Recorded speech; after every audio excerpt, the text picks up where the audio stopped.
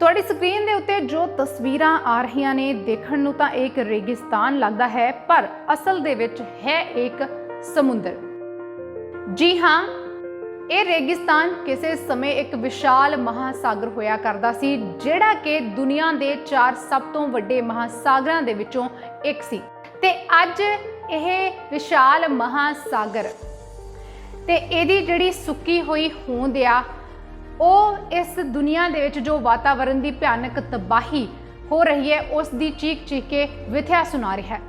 ਤਕਰੀਬਨ 68,000 ਵਰਗ ਕਿਲੋਮੀਟਰ ਦੇ ਘੇਰੇ ਵਿੱਚ ਫੈਲਿਆ ਇਹ ਵਿਸ਼ਾਲ ਮਹਾਸਾਗਰ, ਇਸ ਨੂੰ ਅਰਾਲ ਸਾਗਰ ਕਹਿੰਦੇ ਨੇ ਤੇ ਇਹ ਉਜ਼ਬੇਕਿਸਤਾਨ ਕਜ਼ਾਕਿਸਤਾਨ ਦਾ ਹਿੱਸਾ ਹੈ। ਰੇਗਿਸਤਾਨ ਦੇ ਨਾਮ ਨਾਲ ਜਾਣਿਆ ਜਾਂਦਾ ਹੈ ਇਸ ਵਿਸ਼ਾਲ ਮਹਾਸਾਗਰ ਨੂੰ, ਕਿਉਂਕਿ ਅੱਜ ਦੂਰ ਤੱਕ ਇੱਥੇ ਸਿਰਫ ਤੇ ਸਿਰਫ ਲੂਣ ਅਤੇ ਰੇਤਾ ਹੀ ਨਜ਼ਰ ਆ ਰਹੀ ਹੈ, ਜਾਂ ਫਿਰ ਇਹਦੇ ਤੋਂ ਬਿਨਾਂ ਧੂੜ ਰੇਤਾ ਦੇ ਨਾਲ ਭਰੇ ਹੋਏ, ਜੰਗ ਲੱਗੇ ਹੋਏ, ਕਵਾੜ ਹੋਏ ਪਏ ਵੱਡੇ ਵੱਡੇ ਸਮੁੰਦਰੀ ਜਹਾਜ਼ ਅਤੇ ਕਿਸ਼ਤੀਆਂ। ਪਰ ਕੋਈ ਸਮਾਂ ਸੀ ਜਦੋਂ ਇਹ ਰੇਗਿਸਤਾਨ ਨਹੀਂ ਸਗੋਂ ਪਾਣੀ ਦਾ ਇੱਕ ਬਹੁਤ ਵੱਡਾ ਸੋਮਾ ਹੋਇਆ ਕਰਦਾ ਸੀ, ਸਮੁੰਦਰ ਹੋਇਆ ਕਰਦਾ ਸੀ। ਉੱਥੋਂ ਦੇ ਲੋਕਾਂ ਦੀ ਜ਼ਿੰਦਗੀ, ਉਹਨਾਂ ਦਾ ਰੋਜ਼ਗਾਰ ਹੋਇਆ ਕਰਦਾ ਸੀ ਇਹ ਵਿਸ਼ਾਲ ਸਮੁੰਦਰ। ਪ੍ਰਾਚੀਨ ਸਮੇਂ ਤੋਂ ਹੀ ਇਹ ਸਮੁੰਦਰ ਮਨੁੱਖੀ ਜੀਵਨ ਦਾ ਕੇਂਦਰ ਰਿਹਾ। ਪਰ ਫਿਰ ਕੀ ਅਜਿਹਾ ਵਾਪਰਿਆ ਕਿ ਵਿਸ਼ਾਲ ਮਹਾਸਾਗਰ, ਦੁਨੀਆ ਦੇ 4 ਸਭ ਤੋਂ ਵੱਡੇ ਸਾਗਰਾਂ ਦੇ ਵਿੱਚੋਂ ਜਾਣਿਆ ਜਾਣ ਵਾਲਾ, ਅੱਜ ਰੇਗਿਸਤਾਨ ਬਣਿਆ ਹੋਇਆ ਹੈ। ਕਰੀਬ 50-60 ਸਾਲ ਪਹਿਲਾਂ ਦੀ ਗੱਲ ਹੈ, ਜਦੋਂ ਇੱਥੇ ਸਭ ਕੁਝ ਠੀਕ ਸੀ। ਹਰੀ ਭਰੀ ਧਰਤੀ ਤੇ ਬੜਾ ਹੀ ਖੁਸ਼ਹਾਲ ਜੀਵਨ ਸੀ। ਲੋਕ ਇੱਥੇ ਮੱਛੀਆਂ ਫੜਨ ਦਾ ਇੱਕ ਵੱਡੇ ਪੱਧਰ ਉੱਤੇ ਉਹਨਾਂ ਦਾ ਕਾਰੋਬਾਰ ਸੀ, ਰੋਜ਼ਗਾਰ ਸੀ। ਸਮੁੰਦਰੀ ਜਹਾਜ਼ਾਂ ਦੇ ਰਾਹੀਂ ਮੱਛੀਆਂ ਫੜਿਆ ਕਰਦੇ ਸੀ। ਇਹ ਸਾਗਰ ਕਿਸੇ ਹੋਰ ਸਾਗਰ ਦੇ ਨਾਲ ਜੁੜਿਆ ਨਾ ਹੋਣ ਕਰਕੇ ਰੂਸੀ ਜਲ ਸੈਨਾ ਦਾ ਜਿਹੜਾ ਅੱਡਾ ਵੀ ਸੀ ਤੇ ਸੈਲਾਨੀ ਪੰਛੀ ਵੱਡੀ ਤਾਦਾਦ ਦੇ ਵਿੱਚ ਇੱਥੇ ਪੁੱਜਿਆ ਕਰਦੇ ਸੀ। 1950 ਤੱਕ ਸਭ ਕੁਝ ਠੀਕ ਠਾਕ ਚੱਲਦਾ ਰਿਹਾ ਤੇ 1960 ਦੇ ਵਿੱਚ ਸ਼ੁਰੂ ਹੁੰਦੀ ਹੈ ਇਸ ਸਾਗਰ ਦੀ ਤਬਾਹੀ ਤੇ ਬਰਬਾਦੀ। ਉਦੋਂ ਤੋਂ ਲੈ ਕੇ ਇਹ ਜਿਹੜਾ ਵਿਸ਼ਾਲ ਸਾਗਰ ਹੈ ਸੁੰਗੜਨਾ ਸ਼ੁਰੂ ਹੋਇਆ 1960 ਤੋਂ, ਤੇ ਅੱਜ ਤੱਕ ਇਹ ਸੁੰਗੜਦਾ ਹੀ ਜਾ ਰਿਹਾ ਹੈ। ਇਹਦਾ ਅੱਧੇ ਤੋਂ ਜ਼ਿਆਦਾ ਹਿੱਸਾ ਜਿਹੜਾ ਹੈ ਉਹ ਤੇ ਸੁੱਕ ਹੀ ਗਿਆ ਹੈ, ਕਿਉਂਕਿ 1960 ਦੇ ਵਿੱਚ ਜਿਹੜੀ ਸੋਵੀਅਤ ਯੂਨੀਅਨ ਸੀ, ਸੋਵੀਅਤ ਸੰਘ, ਉਸਨੇ ਇੱਕ ਫੈਸਲਾ ਲਿਆ ਆਰਥਿਕ ਪੱਖੋਂ ਮਜ਼ਬੂਤੀ ਦੇ ਲਈ ਕਿ ਉਜ਼ਬੇਕਿਸਤਾਨ ਦੇ ਵਿੱਚ ਜਿਹੜੀਆਂ ਗਰਮੀ ਦੀਆਂ ਫਸਲਾਂ ਨੇ, ਕਪਾਹ, ਦਾਲਾਂ, ਚਾਵਲ ਅਤੇ ਖਰਬੂਜੇ, ਉਹਨਾਂ ਦੀ ਖੇਤੀ ਇੱਥੇ ਕੀਤੀ ਜਾਵੇ।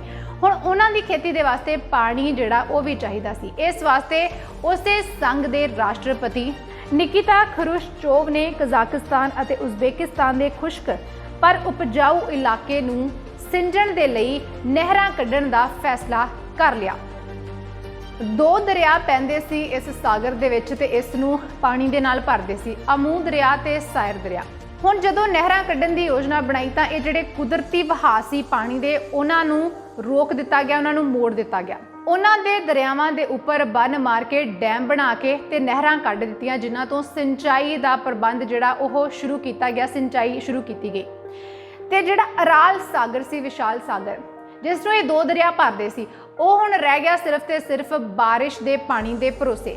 ਤੇ ਹੁਣ ਨੀਮ ਮਾਰੂਥਲੀ ਇਲਾਕਾ ਹੈ, ਬਾਰਿਸ਼ ਤਾਂ ਉੱਥੇ ਵੈਸੇ ਵੀ ਘੱਟ ਹੁੰਦੀ ਹੈ ਤੇ ਘੱਟ ਪਾਣੀ ਜਦੋਂ ਉੱਥੇ ਪਹੁੰਚਦਾ ਆ, ਅਰਾਲ ਸਾਗਰ ਦਾ ਜਿਹੜਾ ਪਾਣੀ ਸੀ ਉਹ ਗਰਮ ਹੋਣ ਕਰਕੇ ਉਸਦਾ ਵਾਸ਼ਪੀਕਰਨ ਕਈ ਗੁਣਾ ਵੱਧ ਗਿਆ।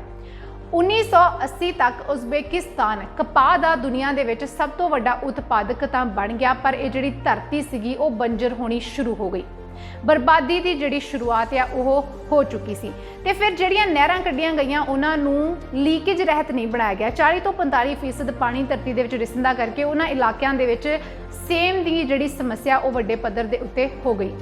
ਸੋਵੀਅਤ ਯੂਨੀਅਨ ਨੂੰ ਪਹਿਲਾਂ ਹੀ ਪਤਾ ਸੀ, ਉਹਨਾਂ ਦੇ ਇੰਜੀਨੀਅਰਾਂ ਨੂੰ ਪਹਿਲਾਂ ਹੀ ਪਤਾ ਸੀ ਕਿ ਇਸ ਤਰ੍ਹਾਂ ਜਿਹੜੀ ਵਾਤਾਵਰਣ ਦੀ ਤਬਾਹੀ ਹੈ, ਸਾਗਰ ਦੀ ਤਬਾਹੀ ਵੱਡੇ ਪੱਧਰ ਉੱਤੇ ਹੋਣ ਵਾਲੀ ਹੈ।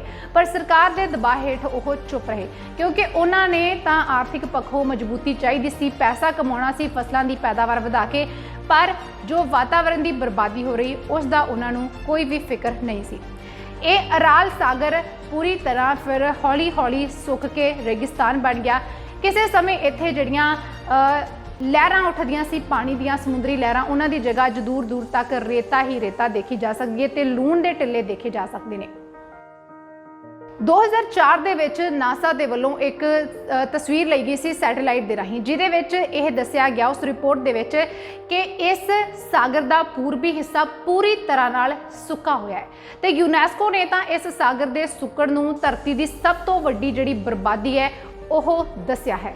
ਅਰਾਲ ਸਾਗਰ ਸੁੱਕਣ ਤੋਂ ਬਾਅਦ ਆਪਣੇ ਗੁੱਸੇ ਨੂੰ ਦਿਖਾ ਰਿਹਾ ਹੈ, ਵੱਡੇ ਪੱਧਰ ਉੱਤੇ ਫਿਰ ਵੀ ਤਬਾਹੀ ਨੂੰ ਉਹ ਮਚਾ ਰਿਹਾ ਹੈ, ਕਿਉਂਕਿ ਇਹ ਖੁਦ ਸੁੱਕਾ ਪਿਆ ਹੈ ਪਰ ਇਸ ਦੀ ਰੇਤ ਜਿਹੜੀ ਹੈ, ਲੂਣ ਆ, ਕੀਟਨਾਸ਼ਕ ਦਵਾਈਆਂ, ਖਾਦਾਂ ਜੋ ਇਹਦੇ ਵਿੱਚ ਰਲੀਆਂ ਹੋਈਆਂ ਨੇ, ਉਦਯੋਗਾਂ ਦਾ ਗੰਦਮੰਦ ਰਹਿੰਦ ਖੂੰਹਦ, ਉਹ ਸਾਰਾ ਕੁਝ ਜਦੋਂ ਹਨੇਰੀਆਂ ਝੱਖੜ ਆਉਂਦੇ ਨੇ ਤਾਂ ਕਈ 100 ਮੀਲ ਤੱਕ ਜਾ ਕੇ ਆਪਣਾ ਕਹਿਰ ਵਰਤਾਉਂਦੇ ਨੇ।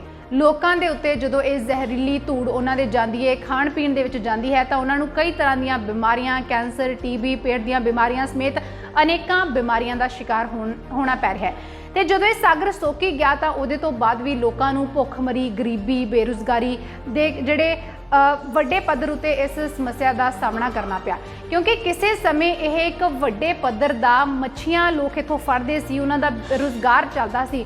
ਸਾਗਰ ਸੁੱਕ ਗਿਆ, ਸਾਰਾ ਕੁਝ ਤਬਾਹ ਹੋ ਗਿਆ, ਲੋਕਾਂ ਦੇ ਵਿੱਚ ਭੁੱਖਮਰੀ ਨੇ ਪੈਰ ਪਸਾਰ ਲਏ, ਬੇਰੁਜ਼ਗਾਰੀ ਨੇ ਪੈਰ ਪਸਾਰ ਲਏ ਤੇ ਜਿਹੜਾ ਬਚਿਆ ਖੁਚਿਆ ਸਾਗਰ ਰਹਿ ਵੀ ਗਿਆ ਹੈ ਉਹ ਵੱਡੇ ਪੱਧਰ ਦੇ ਉੱਤੇ ਪ੍ਰਦੂਸ਼ਿਤ ਹੋ ਚੁੱਕਾ ਹੈ।